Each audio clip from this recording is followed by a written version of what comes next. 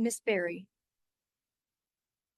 is absent. I think she will be here in a minute. Miss Casper. Present. And Mr. Hammonds is absent. Miss Myers. Present. And Mr. Bella. Here. And we're going to stall just a second. And Miss Berry. All right. We're just waiting out there until we. Ta-da. All right. Thanks, everybody. I'm glad everyone's here. Brandon, are we reading this statement of compliance? All right. How about you? Shine. Yeah, go right ahead. This regularly scheduled meeting of the Community Strategies Incorporated Board has been convened in accordance with the Open Meeting Act. This meeting was preceded by advance notice of the date, time, and place filed with the Secretary of State on October 7th, 2024, and the Oklahoma County Clerk and Tulsa County Clerk on October 10th, 2024. Notice of this meeting was also given at least 24 hours in advance of the meeting by posting notice of the date, time, place, and agenda of the meeting by 2:00 p.m. on April 9th, 2025 on the Epic Charter School's website and at the principal office of Epic Charter Schools located at 1900 Northwest Expressway, Oklahoma City, Oklahoma. Do we have any public comments? No public comments. All right. We are on to Superintendent Spotlight. Mr. Banfield. So, good afternoon, everyone. We have some wonderful students at Epic Charter Schools. And so we are going to highlight one of our wonderful students here by the name of Tanner Jenkins. And he holds a very cool distinction. So I'll let you all watch the video and see.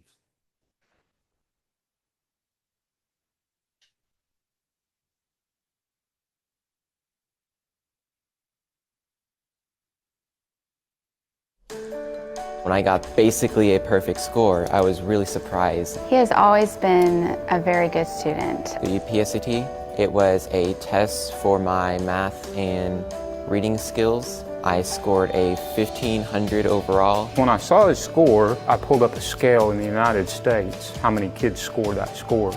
And it's as top, he's in the as top performer as there could be. I've been in Epic for many years. I think I started in 8th grade. I was homeschooled and I needed a program that would allow me to get credit for college through high school. He loved the idea of being able to use a computer for school. You know, something new. He was able to grab that information and soak it up and just loved it. He loves learning. Being where we are in Ponca, we're not able to get the resources as if we were in Oklahoma City or Tulsa. Working with Mr. Steffi and his previous Epic teachers have really supported him on getting where he needs to be. We don't have to take that one kid and bring them down to the level necessarily of the kid that's struggling. So a place like Epic allows him to really take off and flourish. I'm hoping to get into a computer-related career, specifically computer engineering, very likely dual major with electrical engineering.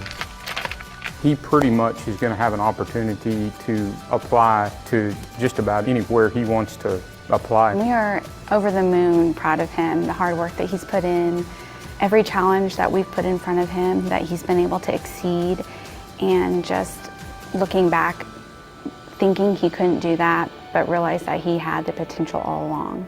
We're very excited for him.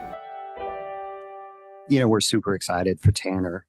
Obviously, that's an incredible milestone. And one of the things that doesn't get talked about very often, I mean, we all know that the mission here at Epic Charter Schools is to personalize the instruction to the individual child. But I think what the teacher talked about there is very, very important. And as someone who came from brick and mortar, when you have a classroom full of 20, 25, 30 students that are all on different grade levels, the reality is that teachers tend to teach to the middle, and students that need more time get left behind, and students like Tanner that need to accelerate get bored.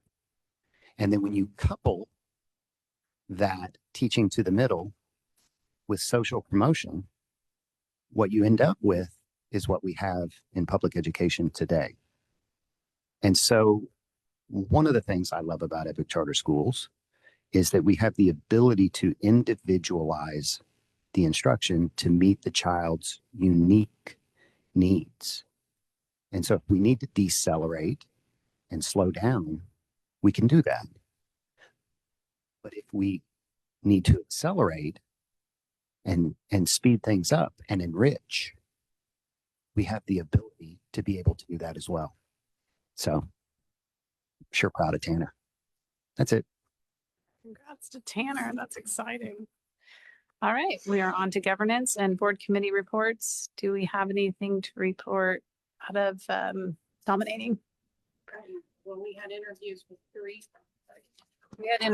three candidates this morning, and I think that we have chosen one to move forward and have another interview with.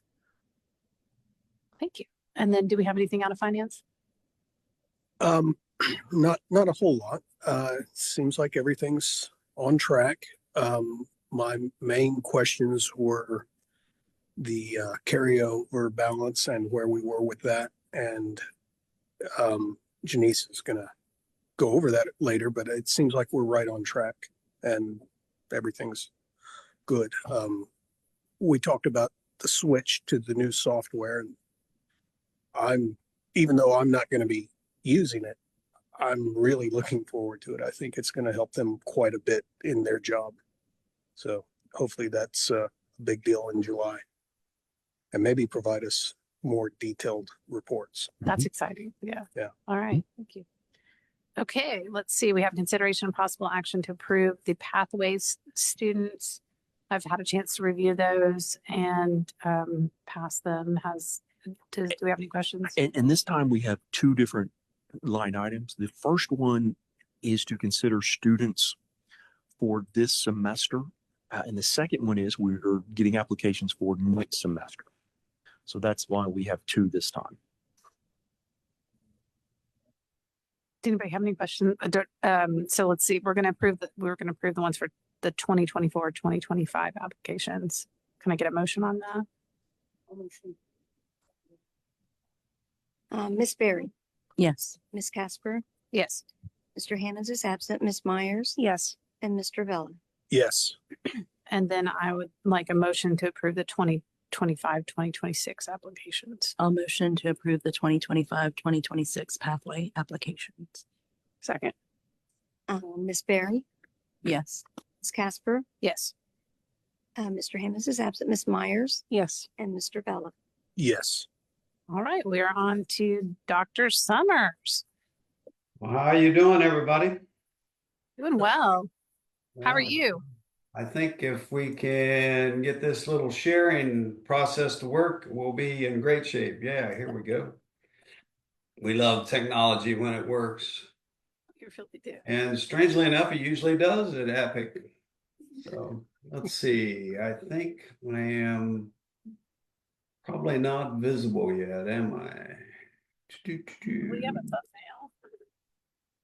Let's try. How about that? Hello. Hey, so as I told Ginger right before we came on, do you see the sharing that I've got up? Yes. Yes. Okay.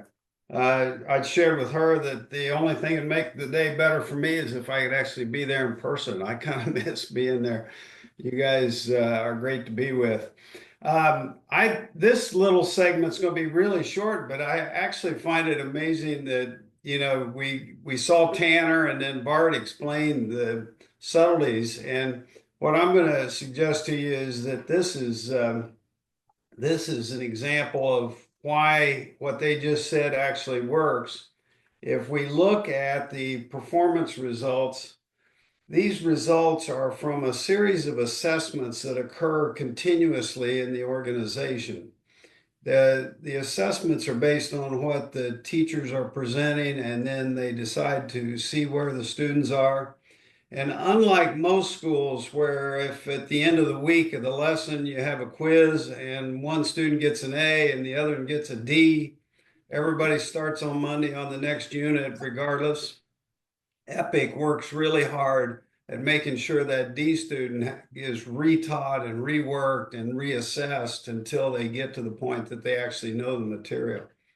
And so what you're seeing in all these conversations is that unique ability of EPIC to individualize instruction and also to focus on mastery-based instruction so that it isn't about getting through the material on time. It's about learning material until you're successful. And what we see is incredibly good results compared to previous years and the target. For example, in March on reading, we're at 31.6% proficiency. Our target, our goal was 27.2. Remember that goal was set to put EPIC somewhere in the middle of the state of Oklahoma in performance.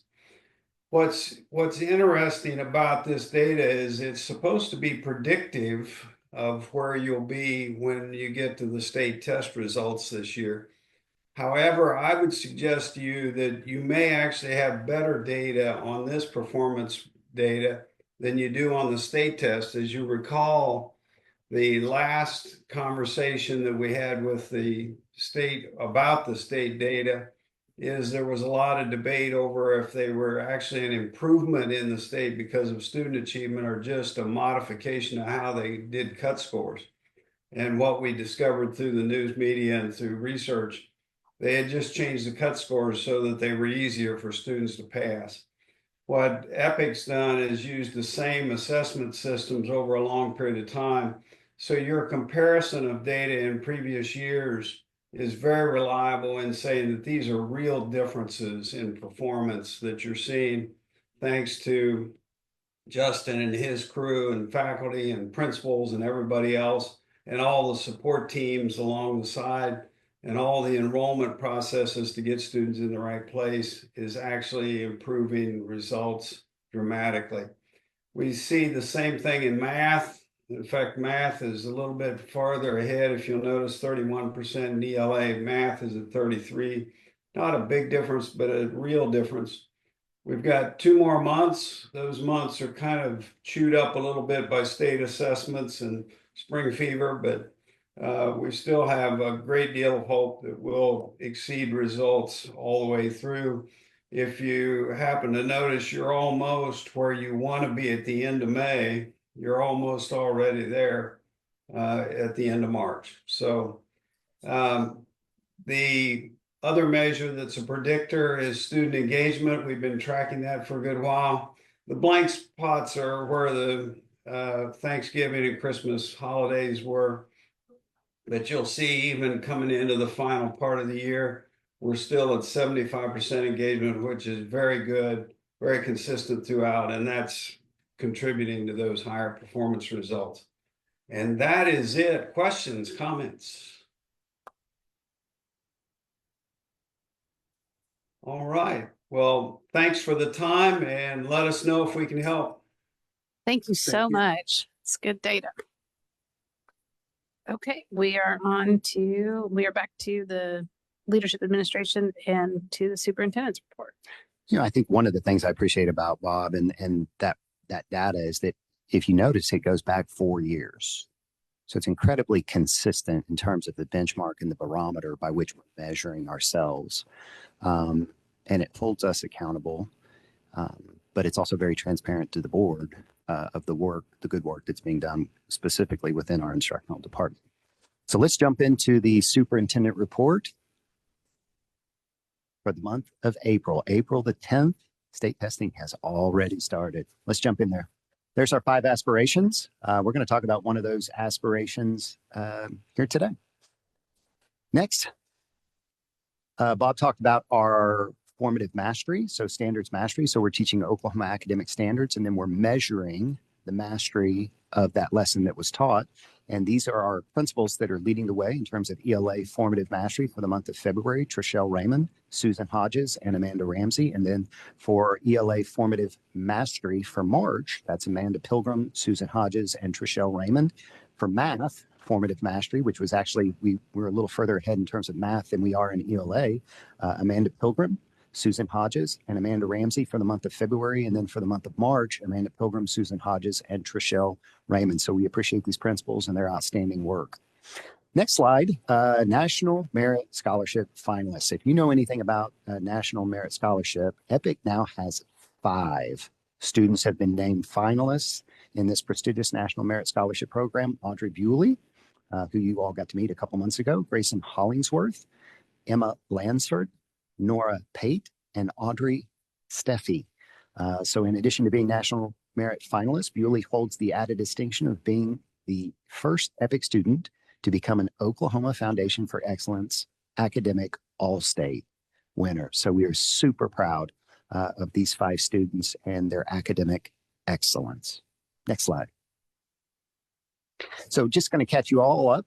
Norman had a co-op day. We had a special visit from Miss Bricktown, Tatum Shelton. So Tatum is a senior at OSU and took time out of her busy schedule to read to our students for the Read Across America. And so you can see some of our kiddos there in the middle.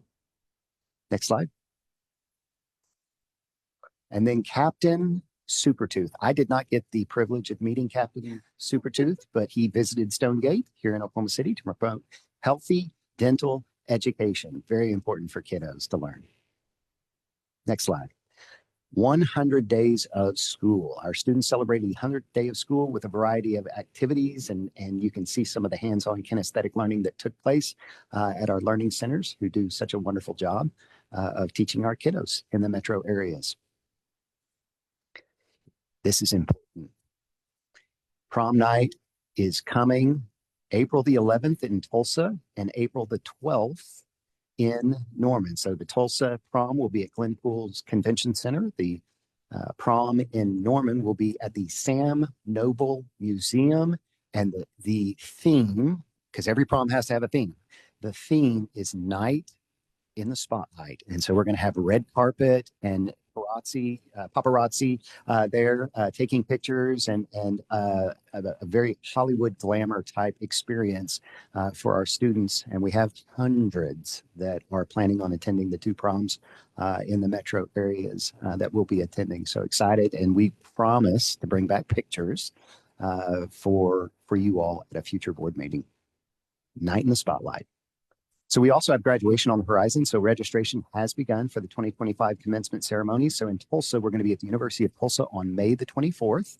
And then on May the 31st, we're going to be in the Oklahoma City area, University of Oklahoma, and we're going to have multiple both days. So we'll have two graduations each day. And we have, again, hundreds of staff members that have volunteered their time to come in and to make sure that this experience and this milestone for our students is significant. And we promise to bring back pictures from graduation at a future board meeting as well. So we're coming to the conclusion of this school year. And we have, speaking of graduation, we have Katrina, who works with us here at EPIC, is going to give you all the lowdown on what to expect at graduation.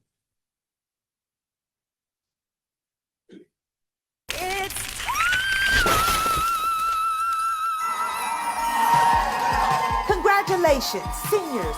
We are so excited to be a part of your epic day, your graduation day. We have had the pleasure of helping you through your high school experience, and now we get the pleasure of helping you through your big, bright, and awesome futures. Now, we know that this day can be overwhelming for you, so we thought we would give you a little heads up on what to expect for you, your friends, and your family. As you arrive, you will let your family and friends go to the arena to choose their seats, and you will go to the graduation check-in. Don't forget to bring your EPIC assets like computers, Chromebooks, iPads, and MiFi. The asset team will collect these at both the grad and the guest entrances. Remember, your assets must be returned in order for you to receive your diploma. If you return all of your assets and have completed your graduation credits, you may get your diploma on the very same day. When you arrive at check-in, one of our staff members will check your name for any awards you may have received throughout the year. After that, you are ready for our beautification station. This is where we have plenty of staff members excited and ready to help you with your caps, gowns, tassels, awards, and any other wardrobe needs you may have. Don't worry.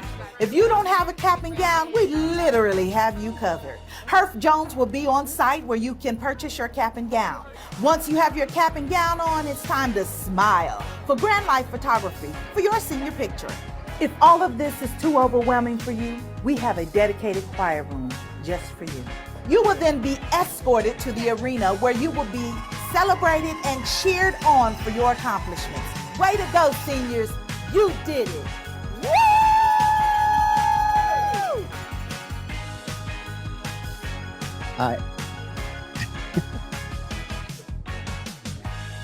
I absolutely love Katrina's energy. It is infectious. And that's it. That's exciting. Graduations are really, really moving and fun. It's such a great time. Okay, we are on to hearing from Deputy Superintendent of Finance, Janice Wynn. Good afternoon, board members. We have in your packet, the financial reports for the month ending February 28th. And just a very quick, brief overview before we go on to the next items on the agenda. At the end of February, our fund balance was just over 13 million, and I'm still tracking that increase for you. That's an increase of 1.2 million over the prior month. As long as that's going up, we're good. We're happy. Total revenue, 208 million. Total expenses, just a hair under 195 million at the end of February. And then looking at our revenue versus budget, again, we talked about this every month, but just as a reminder, the volatility here is our federal programs, reimbursements, and claims, and they come in different times, and sometimes they come really fast after we file them, and sometimes they're a little bit delayed. So by the end of the year, it should all even itself out. Some months are higher, some months are lower. And then on the expenses, we're looking for that blue line to be less than that orange line. After all the changes that we've made, and it still is in February. So just kind of trucking along. It's pretty quiet. No audits this month. So finance is on the 23rd page instead of the front page this month. And that's what I have. If there are any questions, I'd be happy to answer them. All right, let's see. If we don't have any questions, and I accept a motion to accept the financial statements for the period ending February 28th, 2025. I'll move to accept the financial statements. Ms. Berry, Yes. Ms. Casper, Yes. Mr. Hammonds is absent, Ms. Myers. Yes. And Mr. Belden. Yes. All right, we're going to hear from Mr. Kimball about Chromebooks. Good afternoon. So we're here with a contract before you for the approval to purchase 17,000 Acer Chromebooks totaling $4,579,290. We would purchase these through CDW, which is a national reseller. These are industry standard devices that are widely used across schools in the country. We have done our homework. The team who was here this afternoon have gone through and checked Dell, Lenovo, HP, all of the major the vendors. We selected Acer. It affords us the best deal. May not be exactly the lowest price, but the rationale as to why we picked them, the price was very affordable. These devices were easier to repair. Acer would provide us with an inventory of parts that we could repair these devices on our own. Acer will even reimburse us for repairs that we do in-house. So instead of them doing warranty work, we would do that ourselves and they would reimburse us for that. And then also on that note, we are working with one of the teams within Epic to have actually some of these repairs done by students that we would set up an internship. So we're really looking for, that's just a little bit of an aside as kind of where we're heading. So again, the contract for 17,000 Chromebooks. Each of these sellable units will cost the school $269. Each Chromebook in itself would be $233. There's a $30 Chromebook license that is used to operate each device.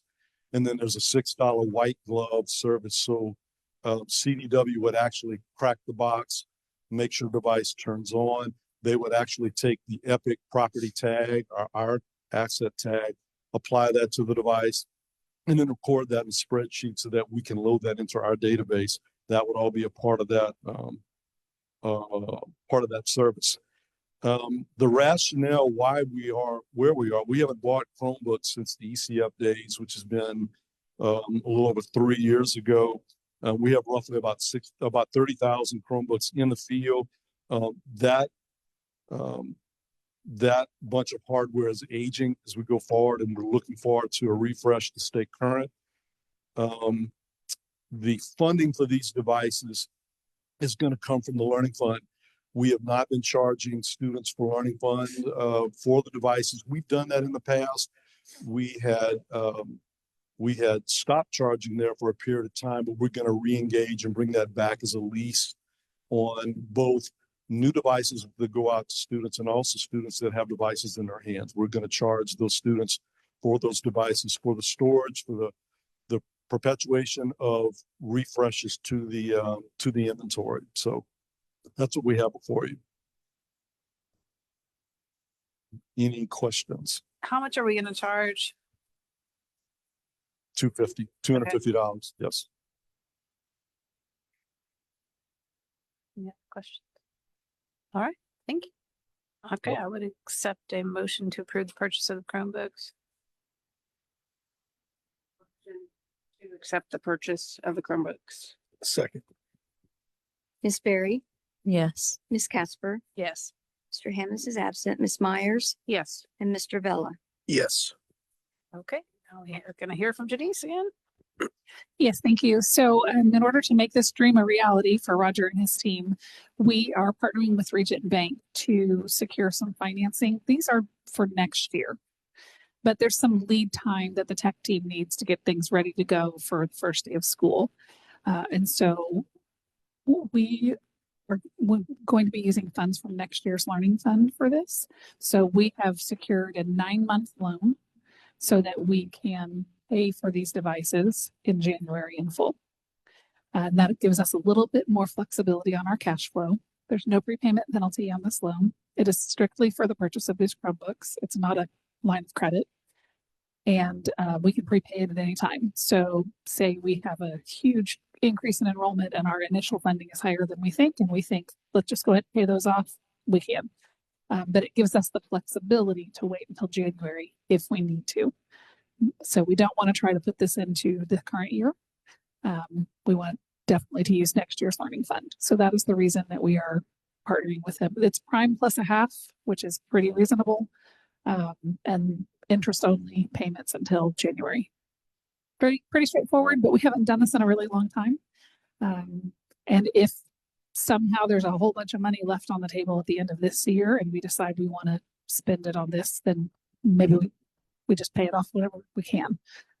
But we wanted to have some flexibility because this is a very large purchase and we don't want to hamstring our cash flow and then have an unexpected hiccup in some capacity. And then what do we do? So this gives us maximum flexibility at a minimal cost. Any questions? What will the interest payment be per month? It's like 20 something thousand. I haven't received the paperwork until you guys approve it. They didn't draw up the M schedule and everything yet. So if you approve it, I'll get with the bank and we'll get all the loan docs drawn up and then get them to you all for signature and I'll have all that information on it. But I think it's like 20 something thousand a month. It's minimal. That's all. Okay, I'd accept a motion to approve the financing agreement with Regent Bank. I'll motion. Second. Ms. Berry, Yes. Ms. Casper. Yes. Mr. Hammond is absent, Ms. Myers, Yes. and Mr. Vella. Yes. All right, we get to hear from Shauna Sanko. This is exciting. Yeah. About the EPIC Native Language Program. Hello, you can come on up. Yes.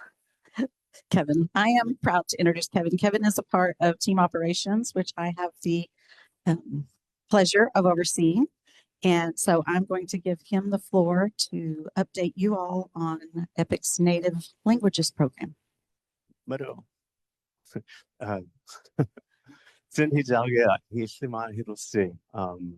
It's good to see you guys here today. The last time I was here we didn't have a team. It was just me. And so I wanted to bring up the rest of our native languages team up here to introduce themselves to you. Good afternoon. My name is Tara Dameron. I'm a member of the Osage Nation. So just very happy to be with you all today and thank you for your time. I'm Jennifer Morrison, one of the native languages specialists. Good to meet you and thank you for your time as well. Thank you guys again, for your support and your interest in our program. We have a short demo. What you'll see today is content from 3 interactive features that are in the current course. These will be developed further once we finalize our product. So we can go ahead and show that.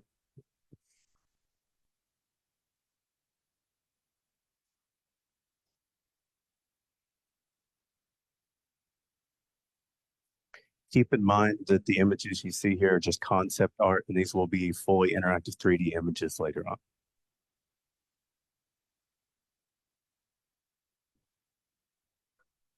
Hitches, Hannah, Jamie, Allah Hogidos. Tufik Chumba, Stoitsgeza. Hey, Chissy. Chissy? Yeah, Alex in Hisidos. Sam Hochifgados. Moes, Chissy Hochifoidos. Oh, Inga, Jamie Chahochifgados. Naganestowatska. Iwilagis. Naganistoden Siazaga. Githox. Not Kitchkuji Hijidin, Chiadaga.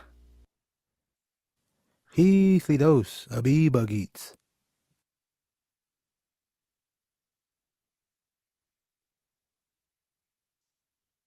Nagin Istowatska. Hayitkan Imabahejidos. Nagin Istowatska. Asi Iskidos.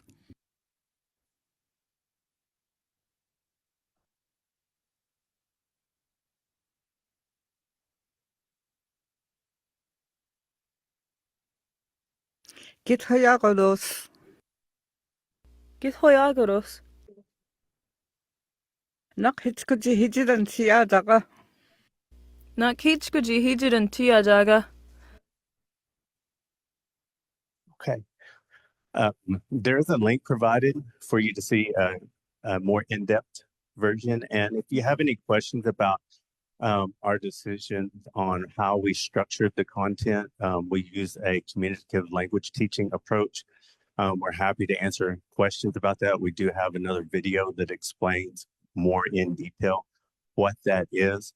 But at this time, when we started going back and thinking about all the people that it took, all the departments to get us to this point, the list is really big. And so I wanted to share some of the internal collaborations that we have to acknowledge those departments, those individuals.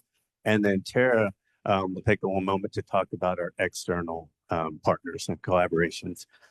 First, like the Native American programs team, we've already provided language and cultural resources for them to use in their classes. The ID team and S3 team, working with Austin Wilkie for researching a web-based authoring tool, which is Articulate Rise 360. They were able to export a course developed in that to both Schoology and Buzz so that we can offer this program synchronously and asynchronously and only have to build it one time. Also, Alicia O'Donnell and Grants and Federal Programs for managing our grant and keeping us in track with reporting. Carolyn Baker with Educational Technology to helping improve and diversify our enrollment process. Craig Cummings and Michael Flory in Accountability to help with that data collection for grant purposes. And Craig and Sean Ridenour in Communications for their video series and also assisting with recording curriculum content. Before I hand this over to Tara, I just wanted to, on a personal note to our board, I want to thank you so much for our parental leave policy. We just welcomed a beautiful baby girl into this world on Halloween. And it's such a blessing to be able to, like, it's such a tremendous blessing to have that time to be able to stay home with her. So I really, really appreciate that. Thank you.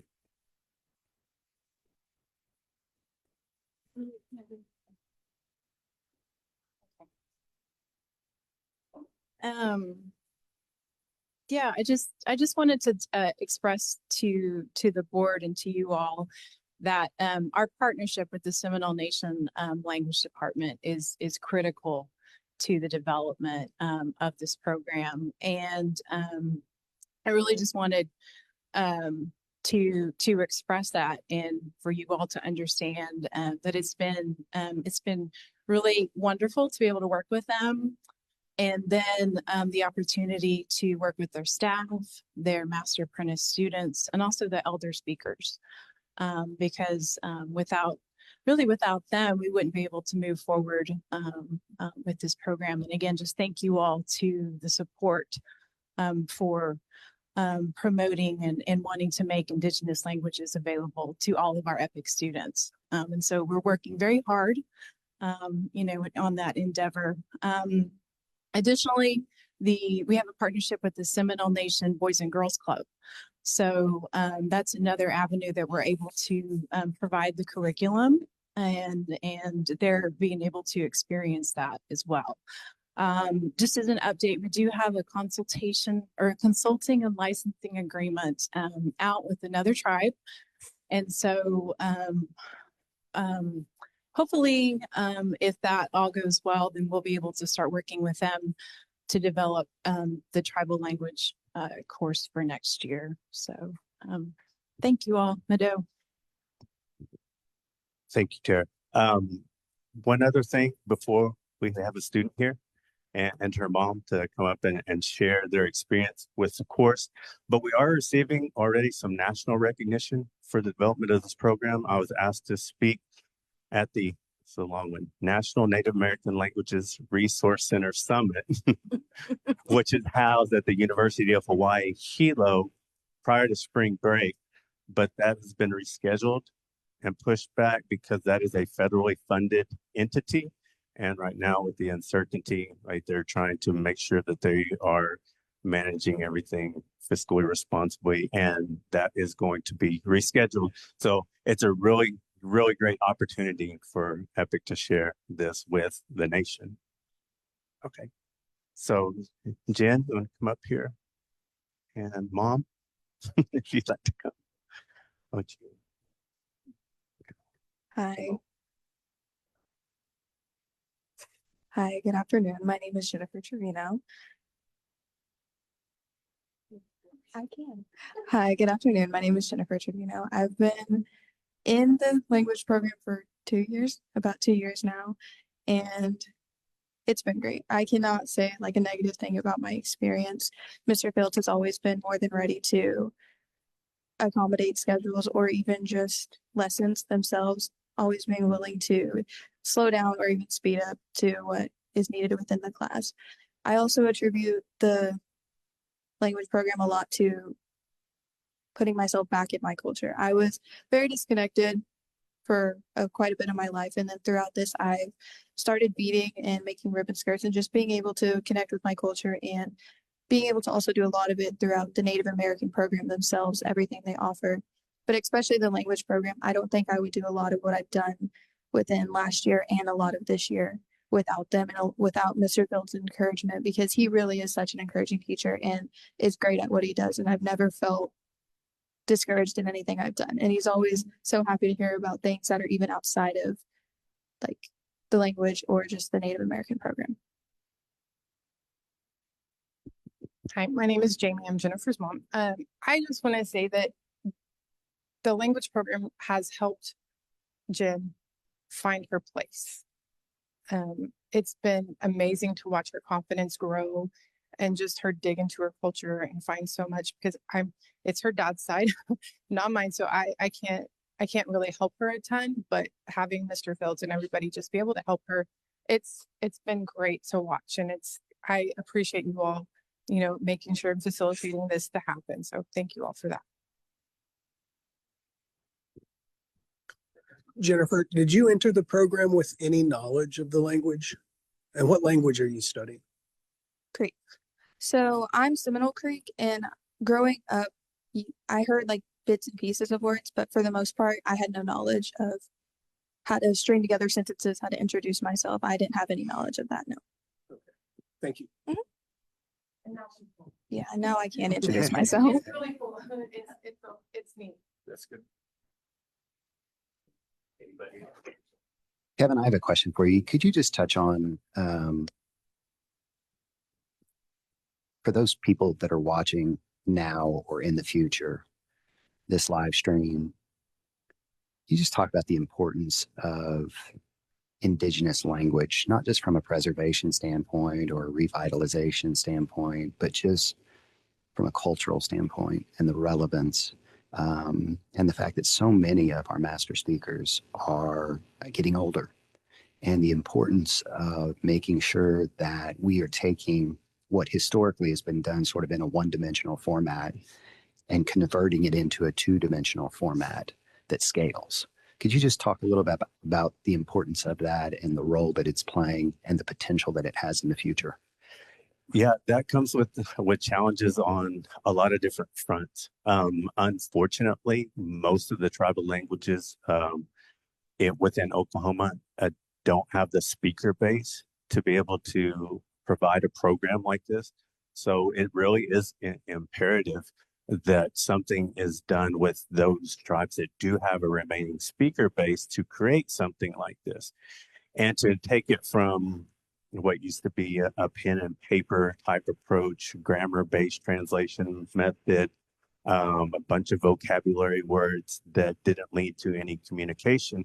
That is one thing that is different, and it is a priority with our design, is to create something that leads to communicative fluency.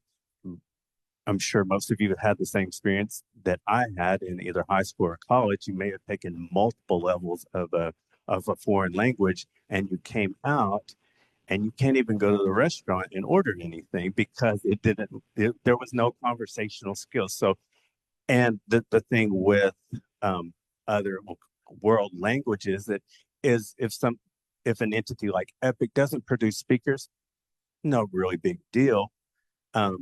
We want our students to be able to produce, but it doesn't have an impact on whether or not that language survives or not.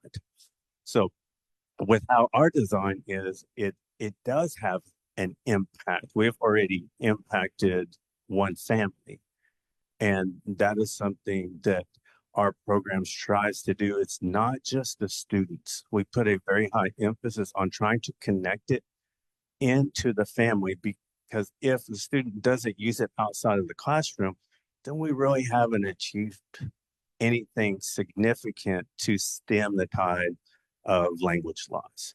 And then on kind of the tribal front, this is a very different approach than what they're used to. We're finally starting to see some tribes embrace technology, but when you throw out that AI term, it really causes people to back off, because same thing for me, AI is really misunderstood exactly what it is. Most of people in tribal language positions, or just in the general population, look at AI and think that it's something that's going to take the language and they're not going to have access to it. But we have been able to incorporate AI into some of our design in how we are able to create some of our dialogues and production, and then start to incorporate that with our animations. Hopefully, like I'm touching on what you want, if there.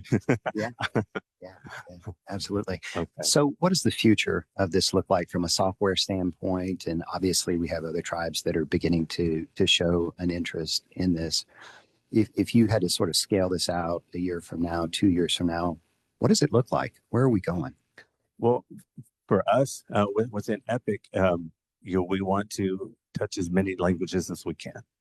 As per our grant, we have that requirement in there that we are to add at least 2 additional languages. And again, still in the development process, we're just really, really confident in the design of this, that once we're able to really show this program, it's going to change a lot of people's perceptions, and we're going to get a lot of greater buy-in. To be honest, there's still some hesitancy from tribes to work with Epic based upon things out of our control that happened in the past, and that's just being transparent. So those are bridges that we're trying to gap. So hopefully with that too, not just in curriculum development, but partnership wise, the next 2, 3, 4 years, we're able to see those bridges be reestablished. Yeah, and I think that's the goal, that we've talked about all along, is to create a symbiotic relationship built on mutual respect. That's really what we're after here. And so keep in mind, as you're viewing this and viewing it in the future, this program really was starting from scratch and had to build out a team, and then had to do all the things that Kevin talked about, working with all these different departments. And, the journey of 1,000 miles begins with a single step, right? And so Kevin and the team are taking those steps, laying a solid foundation, interfacing with our tribes, and we have such a rich tapestry of Native history in our state. And so what we're trying to do is capture that and to build a relationship, like I said, built on mutual respect. And so this is just getting started. But we are so proud of Kevin and the team and our students that are embracing this. School can be different. Yeah, and thank you. And just to recognize you are very unique in your support. Unfortunately, you're very unique in support of a program like this within a school system. So we greatly, greatly appreciate that. And we are going to do everything in our power to make this a great success. Yes. Kevin, currently, what's the youngest grade level that this program's offered to? Just high school. Just high school? Yes. Are your plans in the future to expand it to first grade, second grade? I mean, what are your future plans for this? Okay. So the way that it's structured right now, and per our consultation and licensing agreement, it's to provide a 2-year program for high school students that will fulfill their world language requirement. So once we're able to get those 2 years done and we provide that back to the tribe and offer it, then we want to look at expanding it. So our expansion first will be to add 4 years of high school and then start working down. It wouldn't be going down to kindergarten. It would start working down, hitting middle school and then down. Our design right now is not suited for those lower elementary grades.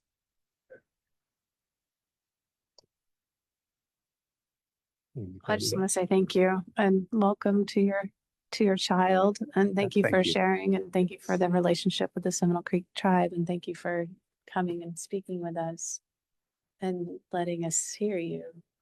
It's a privilege, and I'm really excited about expanding the program, but it was I loved it. I loved the way you've done it. I can see a lot of the effort that's been made. It comes through. So thank you. Yeah. Thank you. And again, there's a link to a larger demo. We do have videos again, like on our design process too, that we can share with you. Thank you. All right.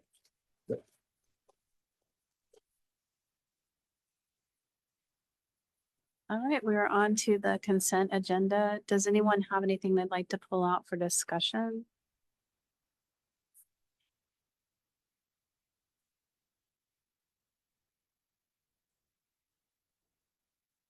Okay, then I will accept a motion to approve the consent agenda.